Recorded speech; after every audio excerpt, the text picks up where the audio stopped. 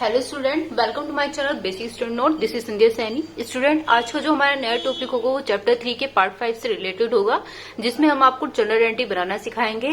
तो जो हमारी जनरल एंट्री है, चलिए वो देखते हैं हमारी कौन सी जनरल एंट्री है चैप्टर 3 के पार्ट 5 में। तो स्टूडेंट, ये वो हमारा 8 क्वेश्चन है जिसमें हमारे जनरल एंट्री हम आपको बताएंगे। निम्नलिखित लेन देनों को पावर फूड प्रोडक्ट्स के रोजनांचे में लिखिए। यहाँ पर कौन सा ईयर दे रखा है? 2010। मार्च 1 में व्यापार प्रारंभ किया, जिसमें माल की राशि दे रखी है 1 लाख रुपए और नगद की 4 लाख रुपए। मार्च 4 में नगद माल खरीदा कितने रुपए का? 55,000 रुपए का। मार्च 5 में रमेश को उधार विक्रय किया 20,000। मार्च 6 में राजेश को माल बेचा 18,000 रुपए का। मार्च 7 में किशन को माल विक्रय किया 24,900। फिर उसके बाद में दे रखा है मार्च 9 में किशन से पूर्ण भुगतान में मिले कितने रुपए मिले हैं? 24,000 रुपए। उसके बाद में दे रखा है मार्च 10 सौरभ को मरम्मत के लिए भुगतान किया कितने रुपए का? 20,000 रुपए का। मार्च 11 में शीतल एंड सन्स को माल विक्रय किया 13,800। उसके बाद दे रखा है मार्च 13 में शीतल एंड सन्स से माल वापस आया 5800 रुपए का। मार्च 18 में रमेश से भुगतान मिला 20,000 रुपए। मार्च 19 में रूपाली फर्नीचर मार्ट से फर्नीचर खरीदा तो 12,000 रुपए का खरीदा है। मार्च 22 में क्या दे रखा है? डाक व्यय का भुगतान किया कितने रुपए का? 200 रुपए का। उसके बाद में दे रखा है स्टूडेंट मार्च 23 में स्टेशनरी खरीदी कितने रुपए की? 150 रुपीज की, यानी कि 150 रुपए की खरीदी है। आगे हमारा दे रखा है मार्च 31 यानी कि किराया चुकाया कितने रुपए का? 4500 रुपए का किराया चुकाया है। और मार्च 31 में ही वेतन दिया है कितने रुपए का? 2,000 रुपए का वेतन दिया है। ठीक है स्टूडेंट। तो स्टूडेंट, ये वो हमारा क्वेश्चन था, क्वेश्चन नंबर 8, जिसे हमने अभी आपको बताया। तो इसी से रिलेटेड आज हम आपको जनरल एंट्री सिखाएंगे कि जनरल एंट्री किस तरीके से बनाई जाती है। तो इस वीडियो को पूरा देखें, ध्यान से देखें, ताकि आपको अच्छे से ये चीज समझ में आए कि जनरल एंट्री किस तरीके से बनाई जाती है। स्टूडेंट, क्वेश्चन तो आपने अच्छे से देख ही लिया होगा। चलिए बनाते हैं जनरल एंट्री को। तो स्टूडेंट, क्वेश्चन नंबर 8 का जो जनरल एंट्रीज है, इसमें 5 कॉलम होते हैं। डेट, पार्टिकुलर, एलएफ, लेजर यानी अमाउंट और अमाउंट। ठीक है, ये जो अमाउंट होती है ये डेबिट की होती है और ये वाली अमाउंट हमारी क्रेडिट की होगी। तो स्टूडेंट, इसे ध्यान से देखिए। सबसे पहले क्या बोला था? व्यापार प्रारंभ किया। जब भी हम कोई भी व्यापार प्रारंभ करते हैं तो हमारा किस चीज दे रखा है? माल और नगद, दो चीज का दे रखा है और दोनों ही चीज आपकी किस में डालनी है? व्यापार प्रारंभ में डालनी है। यानी व्यापार प्रारंभ हमने किस चीज से किया है? माल और नगद से किया है। तो स्टूडेंट, सबसे पहले हम डेट लिखेंगे। डेट हमारी थी 1 मार्च की, तो यहाँ पर 1 मार्च लिखा।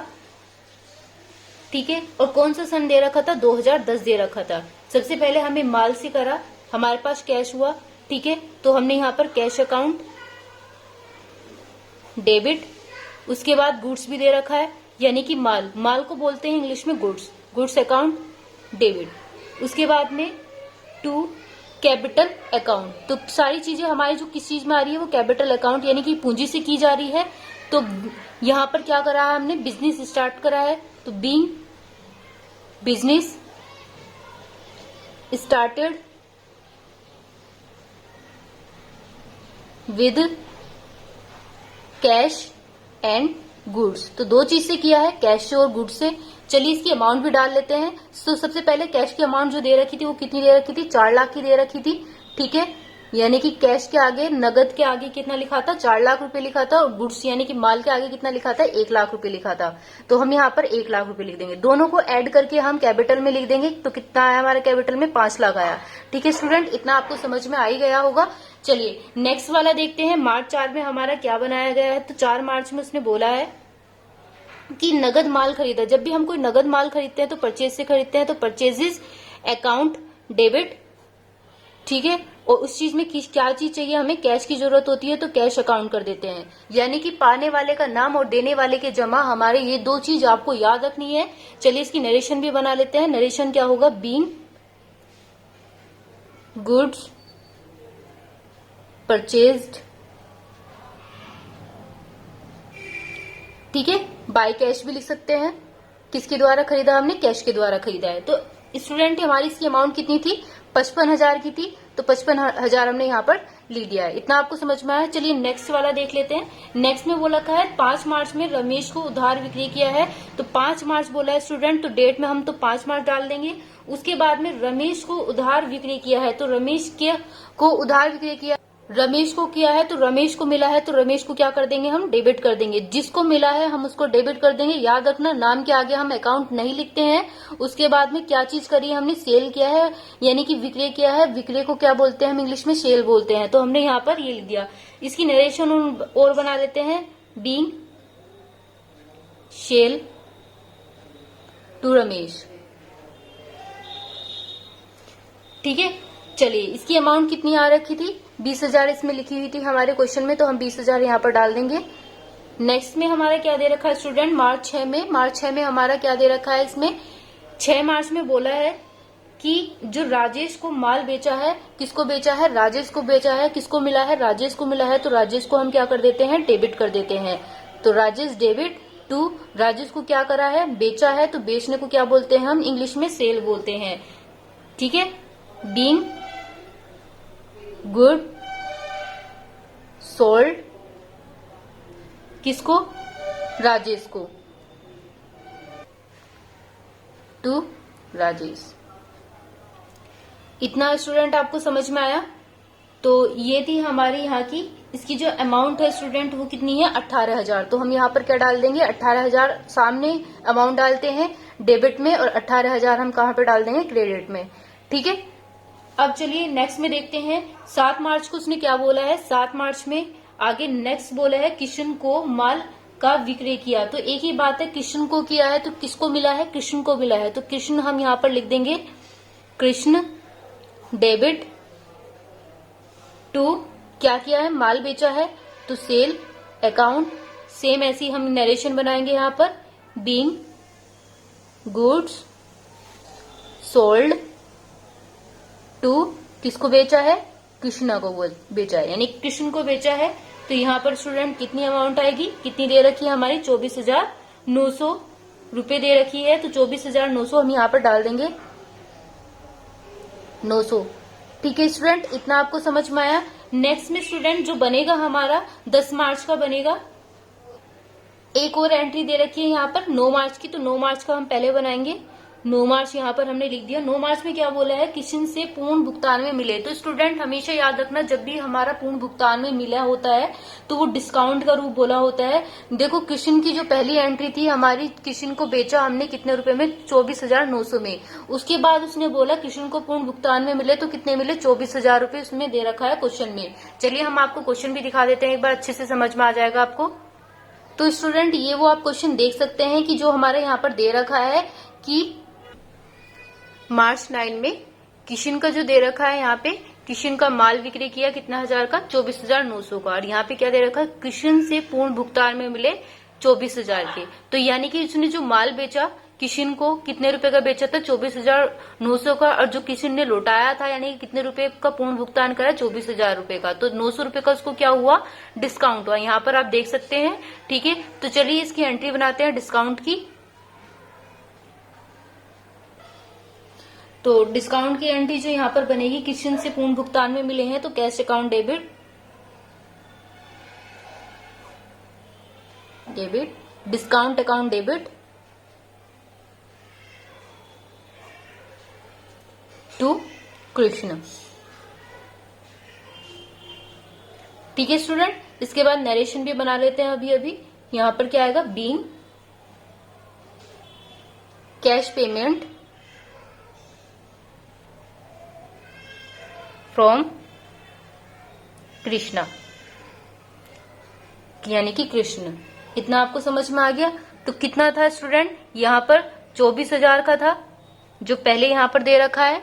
ठीक है, उसके बाद में कितना दे रखा है, कितने रुपए का डिस्काउंट था, 900 रुपए का डिस्काउंट था। टोटल हमारा कितना आ रहा है, दोनों को जोड़ करके 24,900 आ रहा है। ठीक है, अगर ऐसे नहीं पता चलता है तो पहले ये वाला देख लीजिए। हमारा जो कैश का अमाउंट यहाँ पर दे रखा है सामने, पूर्ण भुगतान में कितने रुपए मिले थे, 24,000 रुपए मिले थे। और कितने रुपए का उसने बेचा था, 24,900 का बेचा था। तो 24,900 में से 24,000 को घटाएंगे तो कितने रुपए का डिस्काउंट निकल के आ रहा है, 900 रुपए का हमारा डिस्काउंट निकल के आ रहा है। इतना आपको समझ में आया। इसके बाद आता है स्टूडेंट 10 मार्च का। 10 मार्च में उसने क्या बोला है कि सौरभ को मरम्मत के लिए भुगतान किया। तो सौरभ को किया है, किसके लिए, मरम्मत के लिए भुगतान किया है। या तो सौरभ अकाउंट लिख दीजिए, यहाँ पर लिख सकते हैं repair account debit to cash. ठीक है, तो यहाँ पर हम रिपेयर लिख देते हैं, इसमें कोई प्रॉब्लम नहीं होगी अगर आप यहाँ पर रिपेयर भी लिख देंगे नाम की जगह पर, क्योंकि दो चीज यहाँ पर दे रखी है, repair account debit to cash account. ठीक है, रिपेयर किसे बोलते हैं, मरम्मत को बोलते हैं,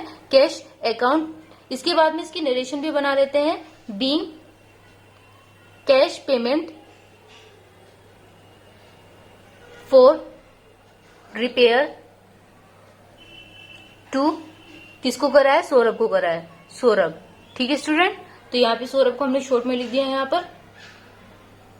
चलिए यहाँ पर भी लिख देते हैं। तो कितना है स्टूडेंट इसकी अमाउंट, 20,000 हमारे यहाँ पर दे रखी है क्वेश्चन में, तो हम यहाँ पर 20,000 रुपए यहाँ पर लिख देंगे, डेबिट में भी और क्रेडिट में भी। नेक्स्ट में क्या दे रखा है, 11 मार्च दे रखा है स्टूडेंट। तो 11 मार्च में इसने क्या बोला है, 11 मार्च में बोला है कि शीतल एंड सन्स को माल विक्रय किया, शीतल एंड सन्स को किया है, तो शीतल एंड सन्स हमारे यहाँ पर आ जाएगा, शीतल एंड सन्स। देखो यहाँ पर शीतल एंड सन्स एक कंपनी का नाम है, तो इसलिए हम यहाँ पर अकाउंट लगा सकते हैं।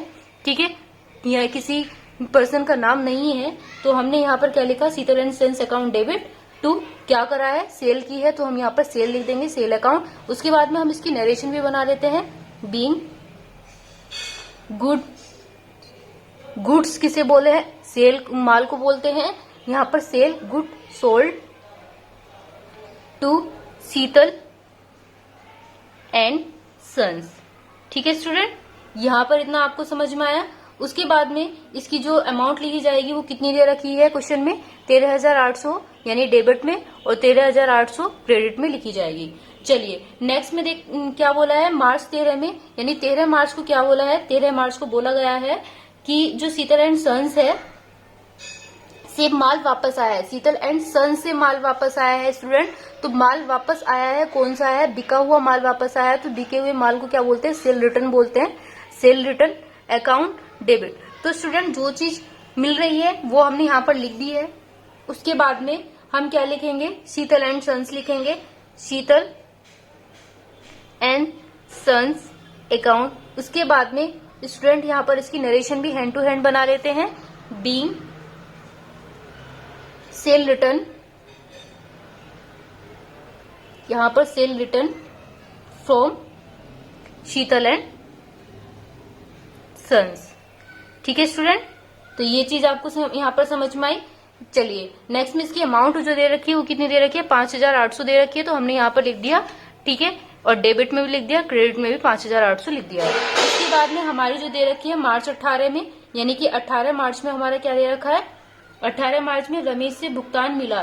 तो रमेश से मिला है स्टूडेंट, भुगतान मिला है, तो किस रूप में मिलता है, कैश के रूप में मिलता है, कैश अकाउंट डेबिट। रमेश से मिला है, रमेश को नहीं मिला है, तो हमें क्या मिल रहा है, रमेश से कैश मिल रहा है। ठीक है, कौन दे रहा है, रमेश दे रहा है, तो रमेश यहाँ पर हम लिख देंगे रमेश। ठीक है, उसके बाद नरेशन लिख देंगे, नरेशन क्या लिखेंगे यहाँ पर, बीइंग रमेश कैश मीट पेमेंट फ्रॉम रमेश। ठीक है स्टूडेंट, ये हमारी नरेशन है। तो स्टूडेंट हमारा यहाँ पर क्या आएगा, 20,000 आएगा। हम यहाँ पर 20,000 रुपए लिख देंगे क्योंकि हमारे क्वेश्चन में 20,000 रुपए दे रखे हैं। इतना आपको समझ में आया। स्टूडेंट एक बात और बता दूं मैं आपको, इस कॉलम के अंदर आपका ये डाटा नहीं लिखा जाएगा, इसके अंदर ही आना है। थोड़ा यहाँ पर आगे जो लिखा हुआ लिख दिया गया है तो इसे आप अंदर ही लिखिएगा, बाहर नहीं निकालिएगा। ठीक है, चलिए नेक्स्ट में देखते हैं। नेक्स्ट में जो स्टूडेंट दे रखा है उसके बाद दे रखा है 19 मार्च। 19 मार्च में उसने क्या बोला है, 19 मार्च में रूपाली फर्नीचर मार्ट से फर्नीचर खरीदा है। सिंपल सी बात है, फर्नीचर खरीदा है, फर्नीचर आपको मिला है, तो फर्नीचर अकाउंट डेबिट। किससे मिला है, Rupali and Rupali furniture mart से मिला है। ठीक है स्टूडेंट, मार्ट अकाउंट। तो स्टूडेंट यहां पर इसकी नरेशन भी बना देते हैं hand to hand, being broad furniture from RFM। मैंने यहाँ पर रूपाली फर्नीचर मार्ट्स को यहाँ पे शॉर्ट फॉर्म में लिख दिया है। उसके बाद में इसकी जो अमाउंट दे रखी है वो कितनी आएगी स्टूडेंट, 12,000 दे रखी है हमारे क्वेश्चन में, तो हम यहाँ पर 12,000 ही लिख देंगे। ठीक है स्टूडेंट, इतना आपको समझ में आया। नेक्स्ट में हमारा क्या दे रखा है 22 मार्च। 22 मार्च में हमसे क्या बोला गया है, डाक व्यय का भुगतान किया। ठीक है, तो डाक व्यय का किया है postage account debit. Postage account debit किस चीज से किया है हमने, कैश से किया है, तो cash account debit, cash account credit. ठीक है स्टूडेंट, इसके बाद नरेशन बना लेते हैं। Being cash payment to postage. इसकी जो अमाउंट है वो कितनी दे रखी है स्टूडेंट, डेबिट में 200 रुपए डालेंगे, क्रेडिट में भी हम 200 रुपए डालेंगे। नेक्स्ट में हमारा जो दे रखा है 23 मार्च का दे रखा है। 23 मार्च में क्या बोला है स्टूडेंट, स्टेशनरी खरीदी, तो स्टेशनरी खरीदी है, स्टेशनरी के क्या कर देंगे हम यहाँ पर डेबिट कर देंगे, स्टेशनरी अकाउंट डेबिट टू किस चीज से की है स्टूडेंट, हमने कैश से किया है, तो कैश यहाँ पर लिख देंगे। इसके बाद में हम यहाँ पर लिखेंगे बीइंग ब्रॉड, क्या खरीदा है हमने, स्टेशनरी, स्टेशनरी खरीदी है, बीइंग ब्रॉड स्टेशनरी, कितने रुपए में 150 रुपीज में, यानी कि 150 रुपए में हमने खरीदी है, तो हम यहाँ पर लिख देंगे डेबिट में भी और क्रेडिट में भी। याद रखना कि जो अकाउंट है हमारा बिल्कुल जस्ट सामने ही हमारी अमाउंट लिखी हुई होनी चाहिए, ऊपर नीचे लिखेंगे तो ये मिस्टेक हो जाएगा। नेक्स्ट में दे रखा है 31 मार्च। 31 मार्च में क्या बोला है कि किराया चुकाया है, किराया यानी कि रेंट, इंग्लिश में क्या बोलते हैं रेंट अकाउंट। अब रेंट चुकाया है, सिंपल सी बात है, किस चीज से चुकाया है, कैश से चुकाया है, तो कैश अकाउंट लिख देंगे यहाँ पर। उसके बाद में उसकी नरेशन भी बना देते हैं, बीइंग पेड रेंट। ठीक है स्टूडेंट, इसकी जो अमाउंट है वो कितने रुपए की है, 4500 रुपए की है, तो 4500 रुपए हमने डेबिट में भी लिख दिए और क्रेडिट में भी लिख दिए हैं। नेक्स्ट में दे रखा है 31 मार्च। 31 मार्च में क्या दे रखा है, वेतन दिया। अब salary account debit, salary account debit to cash account. ठीक है स्टूडेंट, इतना आपको समझ में आया। उसके बाद में इसकी नरेशन भी बना देते हैं, बीइंग पेड सैलरी, यहां पर हमने इसकी नरेशन भी बना दी, तो यहां पर हम क्या लिखेंगे, इसकी अमाउंट भी लिख देते हैं स्टूडेंट। अमाउंट कितनी आएगी 2000 आएगी, तो हमने यहाँ पर अमाउंट भी लिख दी है। ठीक है स्टूडेंट, अब तक स्टूडेंट हमने सारी अमाउंट लिख दी है जितनी भी हमारी दे रखी थी। तो लास्ट में हमें क्या करना है स्टूडेंट, हम इसे ग्रैंड टोटल करेंगे। अब ग्रैंड टोटल करने के लिए मैंने आपको जितनी भी अमाउंट लिखवाई है कि कौन कौन सी लिखवाई है, 1 लाख, 4 लाख, 55,000, 20,000, 18,000, 24,900, फिर 24,900, 20,000, 13,800, 5800, 20,000, 12,000, 200, 150, 4500, 2,000, ये सारी अमाउंट हमें जोड़नी है और जोड़ने के बाद में हम इसका ग्रैंड टोटल यहाँ पर लिख देंगे। ठीक है स्टूडेंट, इतना आपको समझ में आया। तो स्टूडेंट इसका जो ग्रैंड टोटल आया वो कितना आया हमारा निकल के 7,21,250। ठीक है स्टूडेंट, अब सिंपल सी बात है, इधर हमारी सारी अमाउंट इक्वल लिखी गई है, तो इधर भी हमारी इक्वली लिखी गई है, बिल्कुल सेम सेम लिखी गई है, आपको दिखाई दे रही होगी। तो इधर का भी आंसर जो आएगा हमारा इक्वली आएगा 7,21,250। ठीक है स्टूडेंट, इतना आपको समझ में आया।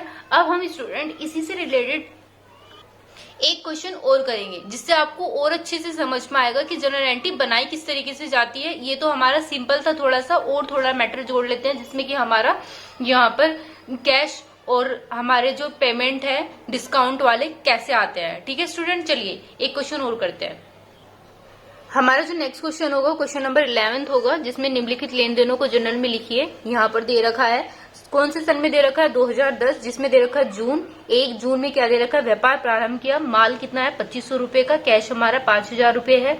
2 जून में नगद बिक्री की 1,000 रुपए की। 4 जून में किराया दिया 1,200 रुपए। 6 जून में बैंक में रुपया जमा किया 3,000 रुपए। 7 जून मजदूरी दी 50 रुपए।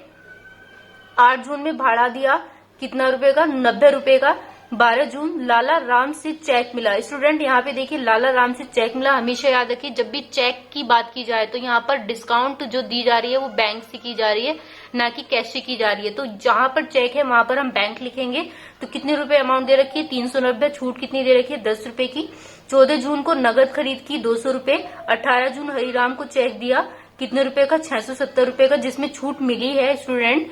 तो जो मिली है वो क्या है हमारी 30 है यहाँ पर। फिर इसके बाद में है जून 20 में निजी व्यय के लिए रुपया फर्म से लिया, तो कितने रुपए का 200 रुपए। जो निजी व्यय है स्टूडेंट ये भी मैं आपको बता दूं, ये हमारा ड्राइंग है और ये हमेशा किससे किया जाता है, फर्नीचर परचेज से किया जाता है।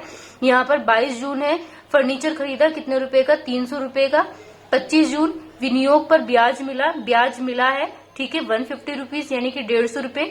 28 जून वेतन दिया 790 रुपए का। 30 जून विज्ञापन व्यय किया है, चुकाया है, तो कितने रुपए का, 50 रुपए का। तो स्टूडेंट ये हमारा वो क्वेश्चन है जिसमें हम जनरल एंट्री बनाएंगे आज के। इसमें हमारी छूट मिली है, दी है, तो दोनों चीज हम देखेंगे, इसे अच्छे से समझेंगे। वीडियो को कंटिन्यू देखते रहिए। वीडियो अगर पसंद है तो वीडियो को लाइक भी जरूर करते रहिए। चलिए देखते हैं इस क्वेश्चन का सॉल्यूशन, किस तरीके से इसकी जनरल एंट्री बनाई जाती है। ठीक है स्टूडेंट, तो जैसा कि मैंने आपको बताया था कि सबसे पहले हम क्या बनाते हैं, 5 कॉलम्स बनाते हैं। तो 5 कॉलम हमारे जो किस तरीके से बनेंगे जनरल एंट्री के, उस तरीके से बनेंगे। पहले में हमारा डेट आएगा, फिर पार्टिकुलर LF अमाउंट डेबिट की होगी और ये वाली अमाउंट हमारी क्रेडिट की होगी। तो फर्स्ट वाली जनरल एंट्री जो हमारी थी कौन से सन से शुरू हो रही थी, 2010 से शुरू हो रही थी। डेट में हम अमाउंट डेट डालेंगे, ठीक है, कौन सी, 1 जून से। ठीक है स्टूडेंट, अब 1 जून में क्या बोला था, व्यापार प्रारंभ किया माल से और रोकड़ से। तो हमेशा याद रखो कैश और माल से किया है, तो पहले कैश लिखो या माल, एक ही बात है। हम यहाँ पर कैश अकाउंट लिख देते हैं, cash account debit, goods account debit. Goods किसे बोलते हैं स्टूडेंट, माल को बोलते हैं, ठीक है। और फिर उसके बाद में किस चीज से कर रहे हैं, कैपिटल से कर रहे हैं, तो कैपिटल अकाउंट। तो हमेशा याद रखिए इसकी जो नरेशन है यहाँ पर क्या बनने वाली है, बीइंग बिजनेस स्टार्टेड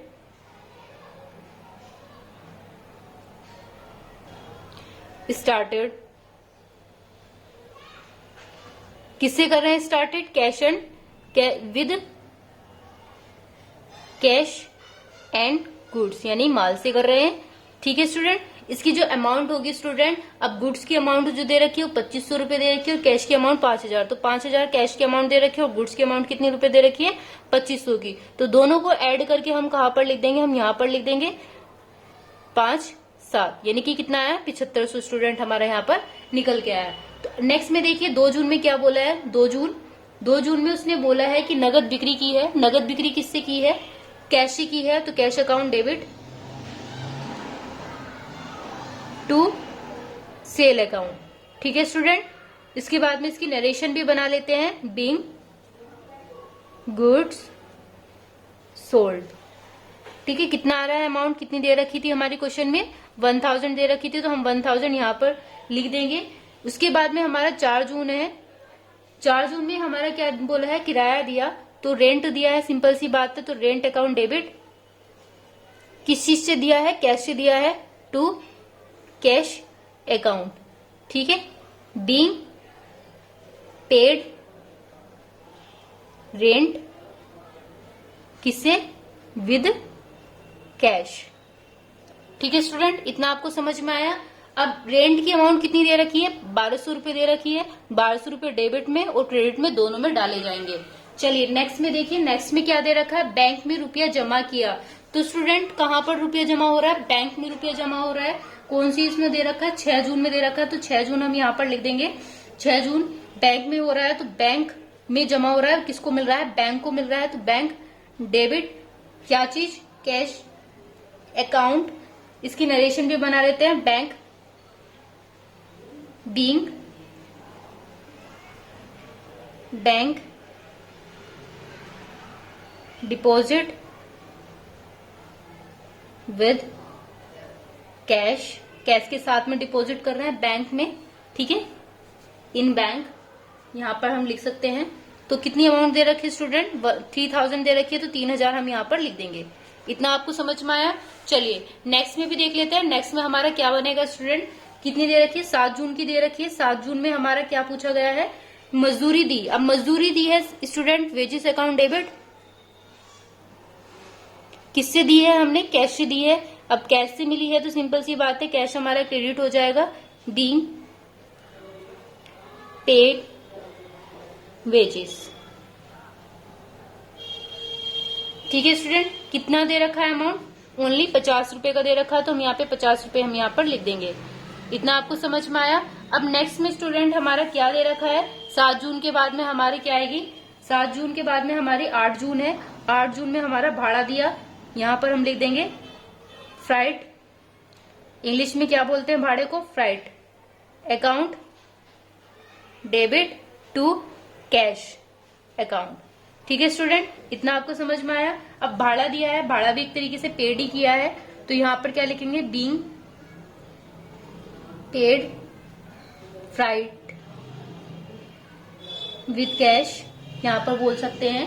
ठीक है स्टूडेंट, ये भी कितना है, 90 रुपए का है। 90 रुपए डेबिट में डाले और क्रेडिट में, दोनों में डाल दिए। उसके बाद में 12 जून की अमाउंट यहाँ पर लिखेंगे। 12 जून में क्या बोला है, 12 जून में बोला है लाला राम से चेक मिला, छूट दी। अब लाला राम से चेक मिला है स्टूडेंट, ये ध्यान से और अच्छे से समझिएगा, मैंने आपको पहले भी समझाया था।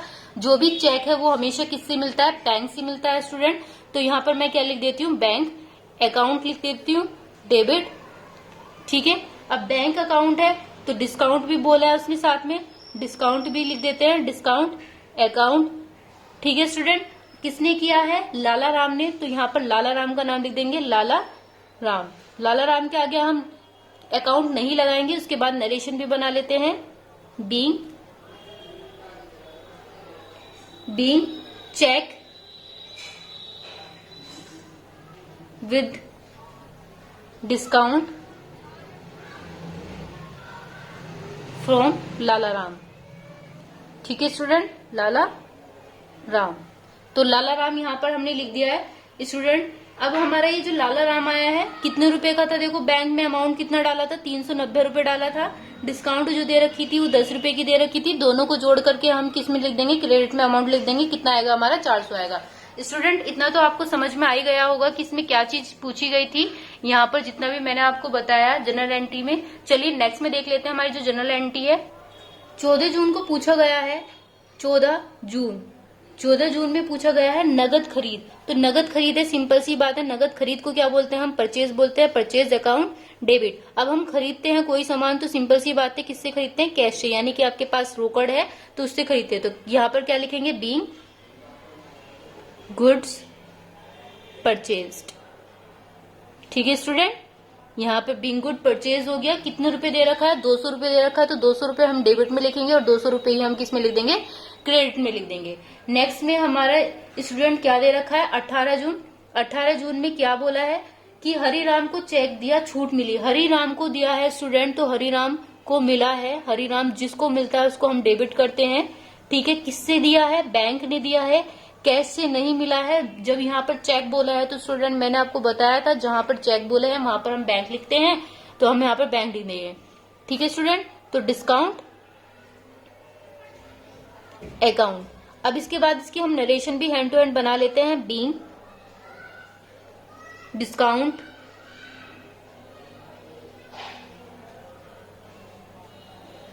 Paid cheque to Hariram. ठीक है स्टूडेंट, इसकी जो अमाउंट है वो क्या क्या दे रखी है भाई, बैंक की अमाउंट दे रखी है 670 रुपए, उसके बाद में 30 रुपए छूट मिली। दोनों को हम जोड़ देंगे, जोड़ने के बाद में हम कितना रुपए लिखेंगे, यहाँ पर 700 रुपए यहाँ पर लिख देंगे। ठीक है स्टूडेंट, चलिए 20 जून में क्या बोला है, नेक्स्ट वाले अमाउंट में जनरल एंट्री में देख लेते हैं हमारा क्या दे रखा है। जनरल एंट्रीज में हमारी जो दे रखी है, निजी व्यय के लिए रुपया फर्म से लिया। अब निजी व्यय के लिए लिया है तो स्टूडेंट हम क्या लगाते हैं, ड्रॉइंग। निजी व्यय को क्या बोलते हैं हम, drawing account debit. Student, drawing एक ऐसा वो है जिसमें हम परचेज केवल इसी में ही हमारा टू में आता है, वरना ऑलवेज परचेज हमारा किस में आता है, बाय में आता है। ठीक है स्टूडेंट, यहाँ पर क्या लिखेंगे हम, परचेज अकाउंट। तो यहाँ पर क्या लिखेंगे, इसके नरेशन भी हैंड टू हैंड बना लेते हैं। नरेशन क्या बनेगी, बीइंग कैश फॉर ड्रॉइंग। कितने रुपए की, 200 रुपए की। तो 200 रुपए हम डेबिट में डालेंगे और 200 रुपए हम किस में डालेंगे, क्रेडिट में डालेंगे। इसके बाद हमारी क्या आ रही है, 22 जून। 22 जून में क्या दे रखा है स्टूडेंट, हमारा फर्नीचर खरीदा है। अब फर्नीचर खरीदा है, किस चीज से खरीदा है, कैश से खरीदा है, तो भाई फर्नीचर है जो हमने खरीदा है वो हमारा है, हमें मिला है एक तरीके से। तो फर्नीचर खरीद के कौन लेके आ रहे हैं, हम किस चीज से ला रहे हैं, कैश से ला रहे हैं, कैश अकाउंट यहाँ पर हमने लिख दिया है। उसके बाद में इसकी नरेशन बनाएंगे, being brought furniture, being brought furniture. तो हमने यहाँ पर फर्नीचर लिख दिया। उसके बाद में इसकी अमाउंट भी लिख देते हैं। तो अमाउंट कितनी है, 300 रुपए है। 300 रुपए डेबिट में आ जाएगी और 300 रुपए हमारी किस में आ जाएगी, क्रेडिट में आ जाएगी। 25 जून में हमारी क्या अमाउंट बोली है, 25 रुपए में हमारी जो दे रखी है जनरल एंट्री, विनियोग पर ब्याज मिला। अब ब्याज मिला है, सिंपल सी बात है, हमें किससे मिलता है, कैश से मिलता है, तो कैश अकाउंट यहाँ पर हम लिख देंगे डेबिट टू इंटरेस्ट। ठीक है स्टूडेंट, यहाँ पर हमने क्या लिख दिया, इंटरेस्ट अकाउंट। अब इंटरेस्ट अकाउंट यहाँ पर लिख दिया है, इसकी नरेशन भी हैंड टू हैंड बना लेते हैं। बीइंग इंटरेस्ट ऑन इन्वेस्टमेंट, तो कितना आएगा यहाँ पर 790 आएगा, सॉरी 150 दे रखा है, हम यहाँ पर 150 रुपीज यहाँ पर लिख देंगे स्टूडेंट। ठीक है, यानी 150 रुपए। उसके बाद में हमारी जो अगली एंट्री है, अगली एंट्री की जो डेट है हमारी कितनी दे रखी है, 28 जून दे रखी है, हम 28 जून यहाँ पर लिखेंगे। उसमें बोला है वेतन दिया है स्टूडेंट, तो वेतन दिया है, किससे दिया है, सैलरी से दिया है, salary account debit to cash account. ठीक है स्टूडेंट, इसमें हम क्या करेंगे, बीइंग पेड सैलरी, यहां पर हमारा हो गया कितने रुपए हो गया, 790 का, हमने यहाँ पर 790 रुपए यहाँ पर लिख दिए। उसके बाद में स्टूडेंट हम क्या लिखेंगे, 30 जून, 30 जून में विज्ञापन व्यय चुकाया है student, advertisement account debit to cash account. ठीक है स्टूडेंट, अब कैश अकाउंट है, एडवर्टाइज को क्या बोलते हैं हम, विज्ञापन व्यय बोलते हैं। जैसे कि मैंने आपको बताया था यहाँ पर कि क्या बोलते हैं हम एडवर्टाइज को, विज्ञापन, तो यहाँ पर लिख दिया हमने एडवर्टाइज। फिर उसके बाद में हम इसकी नरेशन भी बना लेते हैं, being paid advertise expense, advertisement expensive. ठीक है स्टूडेंट, अब ये कितने रुपए का है, ओनली 50 रुपीज का है। तो स्टूडेंट ये थी हमारी जनरल एंट्री, यहाँ तक हमारी कंप्लीट हो चुकी है, जितनी हमारी क्वेश्चन में पूछी गई है मैंने आपको बता दी। अब इसी को ही आपको क्या करना है, टोटल ग्रैंड टोटल करना है। चलिए इसके ग्रैंड टोटल भी हम अच्छे से करके दिखा देते हैं कि किस तरीके से करते हैं, फिर इसी से रिलेटेड क्वेश्चन भी दिखाएंगे। स्टूडेंट ये वो हमारी अमाउंट है जो हमें ऐड करना है, 7500, 1000, 1200, 3000, यहाँ पे 50, 90, 400।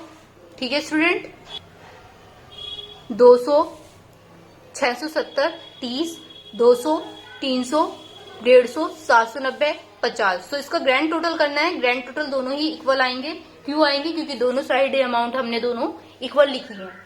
तो स्टूडेंट हमारा जो ग्रैंड टोटल है वो कितना है, 15,630। तो दोनों साइड हम यही लिखेंगे 15,630। तो स्टूडेंट आपको ये जनरल एंट्री अच्छे से समझ में आ गई होगी, जो भी आज मैंने आपको बताई है। तो इसी तरीके से कई क्वेश्चन होते हैं हमारे जनरल एंट्री के, आपके अकाउंट से रिलेटेड, कॉमर्स से रिलेटेड, जो आप समझ सकते हैं। ठीक है स्टूडेंट, तो अगर आपको हमारी वीडियो पसंद आए तो वीडियो को लाइक कीजिए, सब्सक्राइब कीजिए, ताकि आने वाली वीडियो आपको कंटिन्यू मिलती रहे। Thank you.